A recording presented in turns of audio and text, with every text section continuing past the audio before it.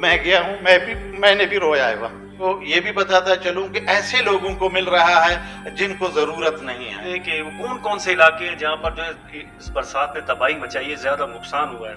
अस्सलाम वालेकुम व्यूअर्स, मैं ज़ीशान रसूल कमरानी प्रोग्राम क्वेटा स्ट्रीट के साथ आपकी खिदमत में एक बार फिर से हाजिर हूँ। जैसे कि आपको मालूम है कि गुज़िश्ता दिनों जो बरसात हुई है बलूचिस्तान में, इस बरसात ने कोयटा के साथ साथ जो है कोयटा बलूचिस्तान के जो दीगर इलाके हैं वहाँ जो है ये तबाही मचा दी है, जिसके बायस जो है कई लोग जो है वो इस बरसात की वजह से लुकमा अजल भी बन गए और कईयों के जो घर हैं वो मलबे का ढेर बन गए। इसी पे बात करने के लिए आज मेरे साथ मौजूद हैं पाकिस्तान पीपल्स पार्टी के बलूचिस्तान के एग्जीक्यूटिव कमेटी के मेंबर मीर वली मोहम्मद कलंदरानी साहब। अस्सलाम वालेकुम सर। वालेकुम अस्सलाम। सर, सबसे पहले तो आपका बहुत बहुत शुक्रिया कि आपने अपना कीमती वक्त जो है हमें दिया। सर, ये जो हालिया बारिशें हुई हैं इसके बारे में आपके क्या तासुरात हैं और क्या आप कहना चाहते हैं सर? बिस्मिल्लाह रहमान रहीम। जैसे कि आपको मालूम है कि बलूचिस्तान भर में बारिशें बहुत ही यानी तेज़ किस्म की हुई हैं और पूरा सूबा जो है ना इससे मुतासर हो चुका है।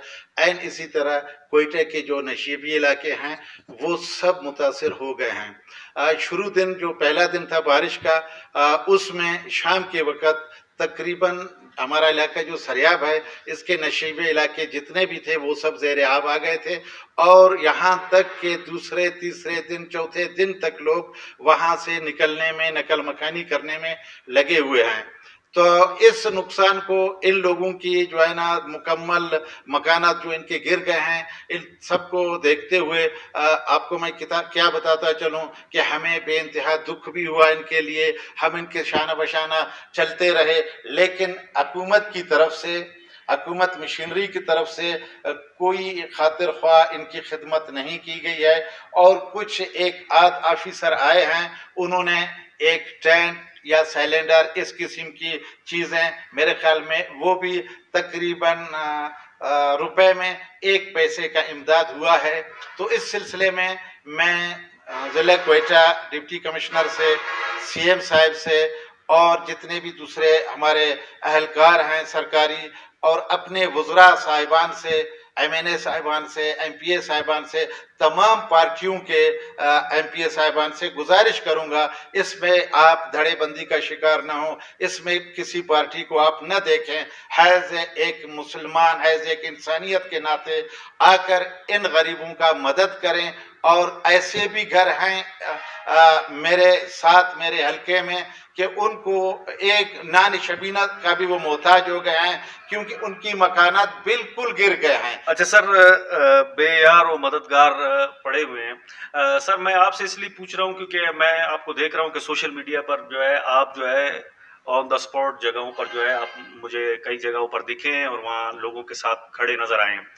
तो सर, आपने इस जो सूरत हाल में कौन सी ऐसी चीज देखी जिसको मतलब आपको देख के बहुत ज्यादा दुख हुआ हो, कोई ऐसा मंजर या कोई ऐसी चीज कोई जिसके बारे में आप कहना चाहें? देखें, इस बारे में मैं कुछ ऐसे मनाजिर थे उस पर मैं बात भी नहीं कर सकता हूँ। एक ऐसा घर था, वो यतीम थे, मुकम्मल हवेली उनके घर तबाह बर्बाद हो गए हैं और वो बेचारे वहां से रोते हुए निकले थे। जहां मैं गया हूं मैंने भी रोया है वहां। उनके बारे में मैं बात नहीं कर सकता हूँ।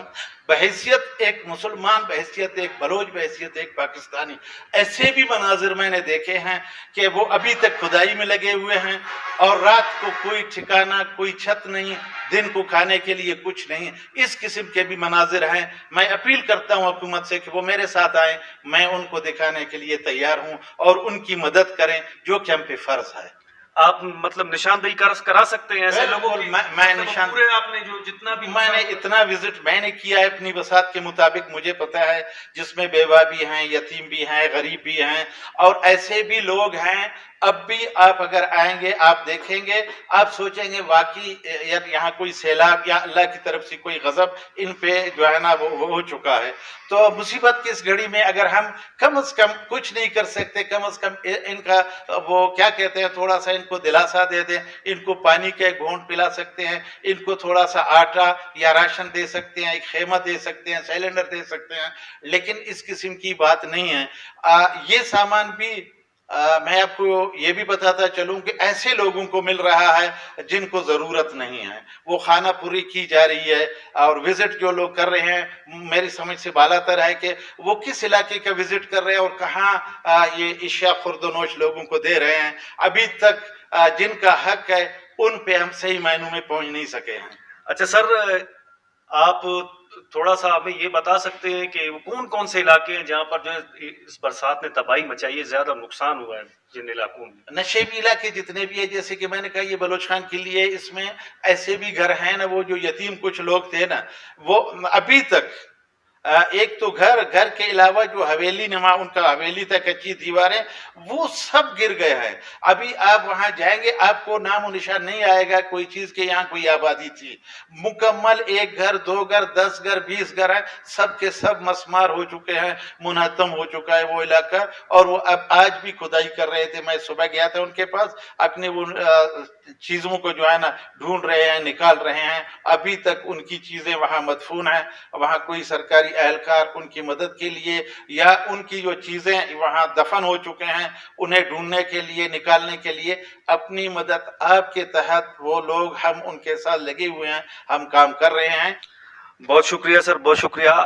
جیسا کہ ناظرین آپ نے دیکھا کہ ہم نے پیپلز پارٹی کے صوبائی رہنما میر ولی محمد قلندرانی صاحب سے بات کی, اور بات کرنے کا مقصد صرف یہ تھا کہ ان کو میں نے ذاتی طور پہ خود دیکھا کہ وہ جو ہے اس ساری برسات کی تباہی کے بعد جو ہے وہ ہر جگہ جو ہے وہ سوشل میڈیا ہو یا جیسے بھی ہو مطلب نظر آتے رہے ہیں. تو ہم نے ان سے تمام تر جو صورتحال ہے وہ بھی جانی, اور جو ان کا حل ہے اس کی طرف بھی بات کی, اور انہوں نے جو حل بتایا ہے وہ بھی انہوں نے اپنی جو ہے اپیل ہے وہ عوام کے سامنے اور گورنمنٹ کے سامنے رکھ دی ہے.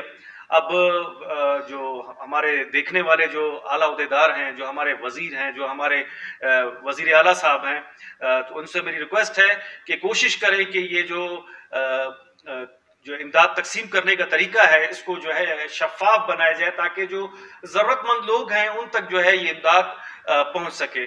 والسلام, آپ کا بھائی ذیشان رسول کمرانی.